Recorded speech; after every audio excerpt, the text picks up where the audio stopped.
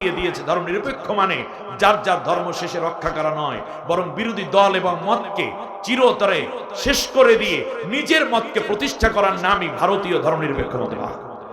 এইটা আমার দেশে ধার করে এনেছিল স্বৈর শাসকরা, ঠিক কিনা বলেন? কিন্তু আমার দেশের দামাল ছেলেরা, ছাত্র সমাজ বুঝতে পেরেছে এরা যেই মানবাধিকারের কথা বলে, এরা যে গণতন্ত্রের কথা বলে, আসল এর মূলে রয়েছে মূলত মানবাধিকার এবং গণতন্ত্রের নামে স্বৈরতন্ত্রের দারুণ এক খেলা। আমার দেশের সর্ববৃহৎ রাজনৈতিক দল হিসাবে যে দলটাকে আমরা চিন্তা করেছি বিএনপি, তারা শুধুমাত্র ঈদের পরে আন্দোলনের অপেক্ষায় বসেছিল। জামাত ইসলামী একটু নড়াচড়া করার আগেই তাদের সমস্ত নেতৃবৃন্দকে হত্যা করার নীল নকশার বাস্তবায়ন তারা করেছে। ইসলামী ছাত্র শিবিরের শত শত তরুণ যুবক ছাত্রদের যারা গুম করেছে, পঙ্গু করেছে, রক্তাক্ত করেছে, পা ভেঙেছে, হাত ভেঙেছে, চোখ উপড়ে ফেলেছে, কিডন্যাপ করেছে, কখনো আয়না ঘরের ভিতর ঢুকিয়েছে। দমানো যায়নি, কিন্তু প্রকাশ্য আন্দোলন সে মানের মাত্রা পায়নি। এক পর্যায়ে যখন আমার দেশের ছাত্র সমাজরা নেমে পড়ল তাদের দাবি আদায়ের লক্ষ্যে, তারা বলল এরা তো সব রাজাকার। ওরা স্লোগান দিল চেয়েছিলাম অধিকার, হয়ে গেলাম রাজাকার। শেষ পর্যন্ত আন্দোলন জীবন দেওয়ার আন্দোলনের রূপ নিল। ওরাও জীবন নেয়ার জন্য শেষ কামড়টি দিল। রক্তচোষা ক্ষমতালোভী অবৈধ ক্ষমতার অধিকারী ভারতের পোষ্য দালালরা বাংলাদেশে মুসলমানদেরকে হত্যা করে দাদা বাবুদেরকে খুশি করার নেশায় যখন লিপ্ত, ছাত্র সমাজ এমন ডাক দিল দেশ ছেড়ে 14 গোষ্ঠী সহ পালাতে বাধ্য হয়েছে। সুতরাং আজ ইসলামের উদারতা যতটুকু দেখছেন অমুসলিম ভাই বোনেরা, এর চেয়েও বড় উদারতা দেখতে পাবেন যেই দিন আল্লাহর কোরআনের রাজ এই জমিনে কায়েম হবে। হযরতে ওমর রাদিয়াল্লাহু তাআলা আনহুর শাসনামল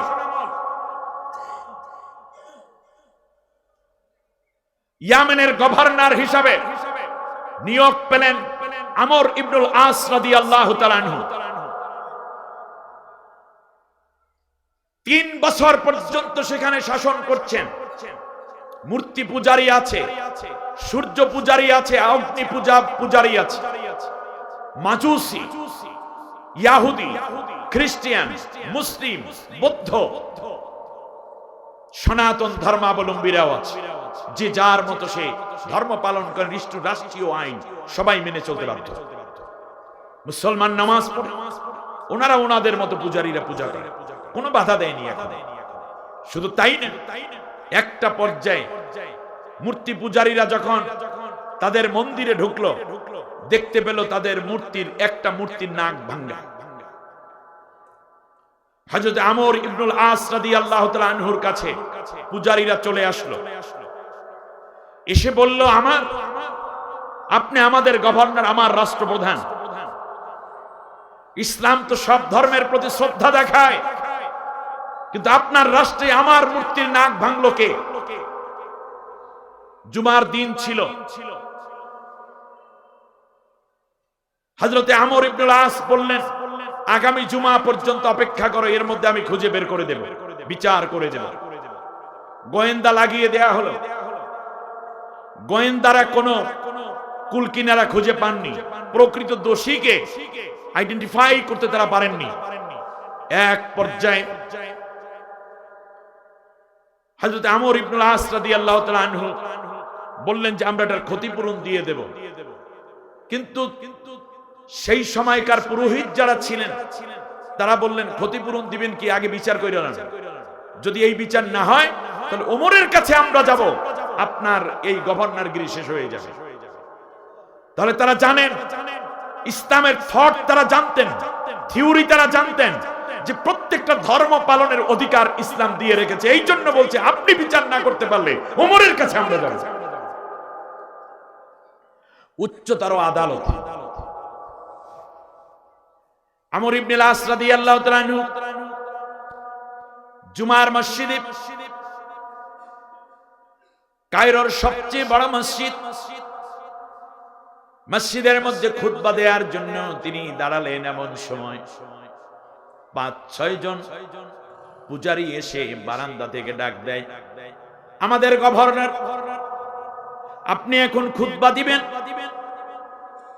আপনি শেষবারে বলবেন ইন্নাল্লাহা ইয়া'মুরু বিল আদলি ওয়াল ইহসান ওয়া ইতাই যিল কুরবা ওয়া ইয়ানহা আনিল ফাহশাই ওয়াল মুনকারি ওয়াল বাগই ইয়াইযুকুম লাআল্লাকুম তাযাক্কারুন। এই ন্যায় ইনসাফের কথা আপনি বলবেন, আপনার কোরআনের কথা আপনি বলবেন, আপনার মাবুদের প্রশংসা আপনি করবেন, আপনি আপনার মাবুদের পূজা করবেন, নাক ঠেকাইয়া কপাল ঠেকাইয়া সিজদা করে আপনি আপনার মাবুদের সন্তুষ্টি নিবেন। আর আমার মাবুদের নাক ভাঙ্গা,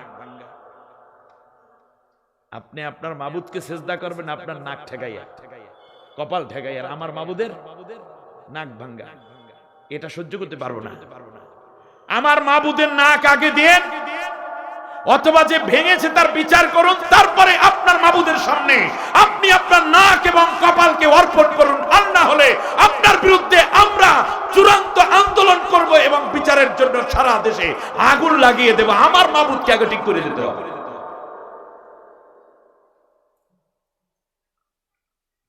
আস বিন আমর ইবনুল আস খুতবা থামিয়ে দিলেন, বাইরে চলে আসলেন। হাজার হাজার মুসল্লি, নারী পুরুষ মসজিদ কমপ্লেক্সে হাজির। আমর ইবনুল আস বললেন, একটা তলোয়ার নিয়ে আস। নিয়ে আসা হলো।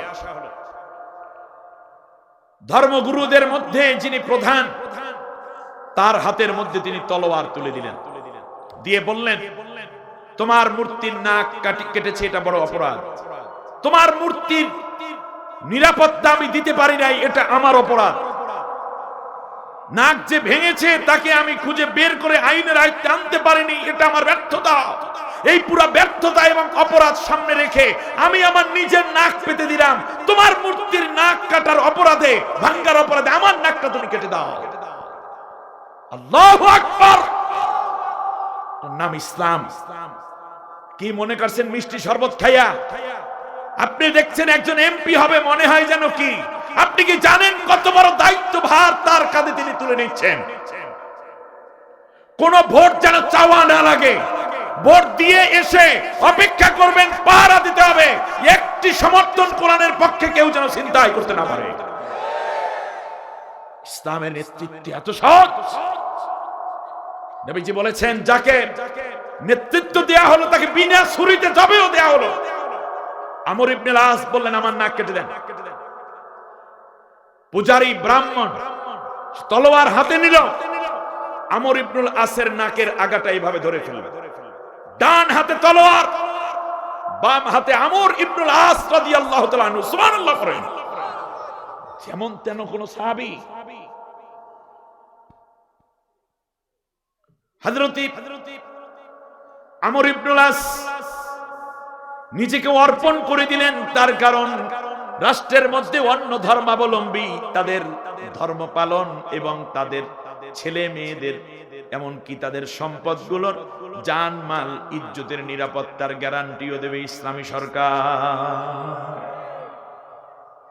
এত বছর আপনাদের নাম ভাঙ্গাইয়া আপনাদের সমর্থন নিয়ে আপনাদেরই বিরুদ্ধে কাজ করেছে।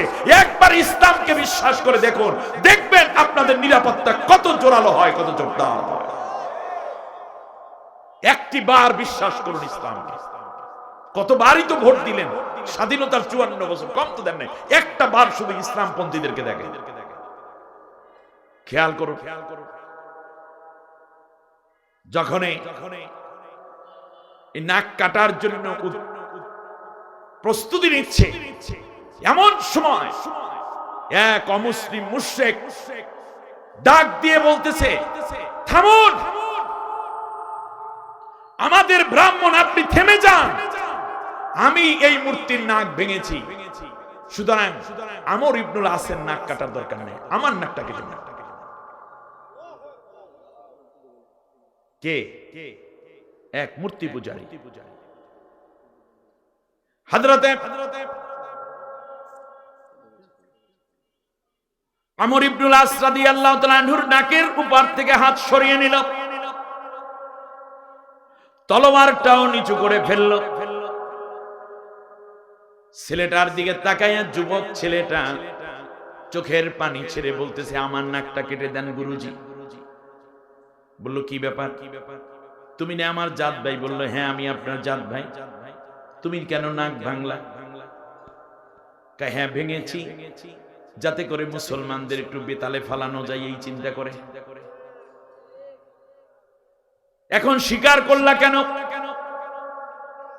বলল যে এইরকম কোটি কোটি মূর্তি যদি এক জায়গায় করা হয়, আমর ইবনুল আসের মতো একজন মানুষের সমান হবে না। আমরা আমরকে চিনি, তিনি ধর্মের, তার ধর্ম তিনি পালন করেন, কিন্তু একটা মূর্তির কারণে একজন জীবন্ত মানুষের নাক কাটা, এটা মোটেও মানবীয় কাজ হবে না। প্রয়োজনে আগামীকালকে এইরকম 1 লক্ষ মূর্তি তৈরি করা যাবে, কিন্তু আমর ইবনুল আসের নাকের মতো একটা নাক তামাম পৃথিবী বিক্রি করলেও তৈরি করা যাবে না। অতএব আমার নাকটা কেটে দেন, আমি অপরাধ করেছি, আমারে শাস্তি দিয়ে দেন। নিজের সম্প্রদায়ের, নিজের ধর্মের লোক হওয়ার কারণে আমর ইবনুল আস পাশেই দাঁড়িয়ে আছেন। গুরুজি বললেন, ঠিক আছে, তোরেও মাফ কইরা দিলাম, যা আগামী 3 দিনের মধ্যে নাক ঠিক করাইয়া দিস, যে ওই মূর্তি বানায় তারে দিয়ে। কয়, ঠিক আছে ওস্তাদ।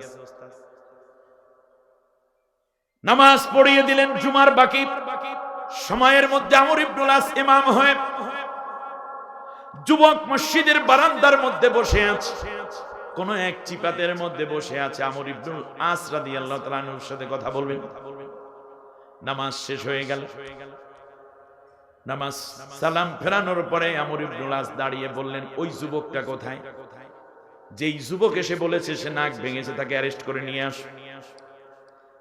পুলিশ তদারকি শুরু করলো, তৎপর হয়ে পড়ল। যুবক দাঁড়িয়ে বলল, কারো কোথাও যাওয়ার দরকার নেই, আমি অপেক্ষায় আছি। হযরত আমর ইবনুল আস রাদিয়াল্লাহু আনহু ডেকে নিয়ে গেলেন তার রুমের মধ্যে। বলল, তুমি নাক কেন ভাঙলে? মূর্তির নাক তুমি কেন ভেঙেছো? বলল, কে বলেছে আমি মূর্তির নাক ভেঙেছি? বলল, তুমি না বললা হাজার হাজার মানুষের সামনে? বলল, না, আমি মূর্তির নাক ভাঙি নাই। কে ভাঙছে? কয়, তাও জানি না। তাহলে তুমি কেন স্বীকার করলে? বলল যে কেউ যেহেতু স্বীকার করে না, আপনার নাকটা কাটা যাবে। আমার এই নাকটা তো যেন কেন কোনো নাক নয়। এই নাক আল্লাহর সামনে সিজদায় পড়ে আল্লাহর প্রশংসা করে, আল্লাহর বিধান কায়েমের জন্য এই চেহারা জিহাদের ময়দানে হাজির হয়। আমার মতো এক যুবকের শত শত নাক যদি কাটা যায়, আমর ইবনুল আসের নাক যদি বেঁচে যায়, তাহলে তাহলে আমার এই নাকের বদৌলতে আপনার নাক বেঁচে গেলে আমি মনে করি এটাই আমার জীবনের সবচেয়ে বড় পাওয়া হবে। এই জন্য আমি দোষের ভার কাঁধের মধ্যে নিয়ে আমি স্বীকার করেছিলাম, আসলে নাক আমিও ভাঙ্গিনি। আসলে নাক আমিও ভাঙ্গি নাই। হযরত আমর ইবনুল আস রাদিয়াল্লাহু তাআলা আনহু বললেন, বিষয়টা তাহলে কি করতে চেয়েছিলাম? বলল যে আমার মতো একজন যুবকের নাকের বিনিময়ে যদি আমর ইবনুল আসের নাকটা বেঁচে যায়, তাহলে এই পৃথিবীতে আমরা মূর্তির পূজা করি ঠিকই, কিন্তু আমরা বিশ্বাস করি পরকাল আছে। কিয়ামতের ময়দানে ভগবানের সামনে কিংবা আপনার আল্লাহর সামনে যদি দাঁড়ায়া যায়, আল্লাহ রব্বুল আলামিন যদি জিজ্ঞেস করেন, তখন আমি জবাব দিতে পারবো, আল্লাহ একজন খলিফার আন্ডারে থাকা গভর্নর, ইসলামিক রাষ্ট্রের একজন নেতার জীবন, সম্মান এবং তার নাক রক্ষা করার জন্য আমি উৎসর্গ হয়ে গেছি, আমার নাকটাকে কেটে ফেলেছি, এই উসিলায় তুমি মাফ করো। সেই দিন আমার বিশ্বাস আপনার আল্লাহ আমারে মাফ করে দিবে।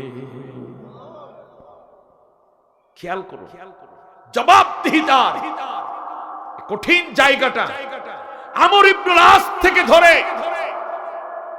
প্রায় 1400 বছর পরে আজ সেই যুবকের মতোই আর এক ভিকটিম আমরা দেখতে পাই, শুকরঞ্জন বালিকে। আল্লামা সাইদি নব্বারাল্লাহু মারকাদাহু ওয়া জাআলাল জান্নাতা মাসওয়াহু, তার বিরুদ্ধে তারই ভাই শুকরঞ্জন বালির ভাই বিশাব আলী হত্যা মামলা করা হলো। সাক্ষী মানা হলো শুকরঞ্জন বালিকে। আদালতের চত্বরে তিনি সাক্ষ্য দিতে গিয়েছেন আদালতে, কিন্তু তিনি সাক্ষী দেবেন হুজুরের পক্ষে, এটা ওরা জেনে ফেলেছে। ফলে আদালতের চত্বর থেকে তাকে কিডন্যাপ করা হলো। তারপরে তাকে ভারতের কোন এক রাজ্যে পাঠিয়ে দেয়া হলো। সেখানে তাকে টর্চার করা হলো, নির্মম নির্যাতন করা হলো। তারপরে বাংলাদেশে আবার তাকে প্রেরণ করা হলো। আজও পর্যন্ত এই শুকরঞ্জন বালি কয়দিন আগে আন্তর্জাতিক অপরাধ ট্রাইব্যুনালে তার উপর নির্যাতনের বর্ণনা দেওয়ার জন্য গিয়েছিলেন, আপনারা দেখেছেন। কই, আমি কম্পেয়ার করার জন্য বলছি না, বিবেকের দরজা খোলার জন্য বলছি। সরকারের কিছু হালুয়া রুটি জুটা কাটা খাওয়ার জন্য কুকুর মার্কা কিছু নামদারি মুসলমানরা সেই দিন আন্তর্জাতিক অপরাধ ট্রাইব্যুনালে মিথ্যা সাক্ষ্য দেওয়ার জন্য, আল্লামা সাঈদী সাহেবের চরিত্র হনন করার জন্য, তাকে ধর্ষণের মামলায় সাক্ষ্য দেওয়ার জন্য, চুরির মামলা, বাড়ি পোড়ানোর মামলা, হত্যা মামলায় সাক্ষ্য দেওয়ার জন্য দাড়ি ভরা মুখ, সাদা পাঞ্জাবি, সাদা পাজামা পরিহিত বৃদ্ধ মানুষগুলো দাঁড়িয়ে মিথ্যা সাক্ষ্য দিয়েছে, কলিজা কাঁপে নাই। কিন্তু একজন হিন্দু মানুষ দাঁড়িয়ে বলেছে হুজুরের কোনো দোষ নাই, আমার ভাইকে হুজুর হত্যা করে না।